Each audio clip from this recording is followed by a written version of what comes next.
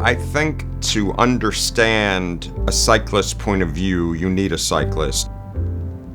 My name is Bob Nelson. I am a at-home physical therapist. I ride my bicycle around to see very disabled people who are mostly very elderly.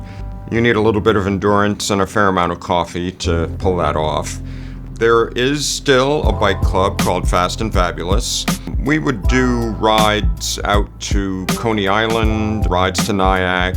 I was doing the Harlem Valley Rail Ride. I get to mile 27. It's Kuhn Brothers Farm. And after the rest stop, I get on my bike and there's a guy coming up making a left-hand turn into the cross street.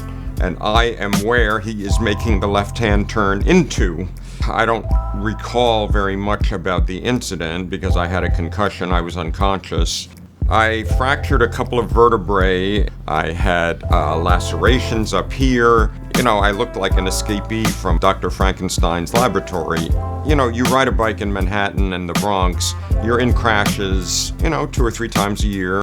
There's any number of situations that could have merited a lawsuit, and I'll say to the driver, give me $50, let's just do it here. I don't like lawyers. I don't like to be involved in lawsuits. Sometimes an injury needs a lawyer. My primary concern was getting my neck treated. The surgery was $52,000. There were a lot of bills. Steve really helped with that. He was able to pry money out of the insurance company. He found out that the defendant had a separate pool of money set aside for medical expenses of somebody that he might hit. And I don't know why he had that, but it was there. And Steve got it for me, and so I didn't have to pay the bills. He knows his shit. And that's a good thing.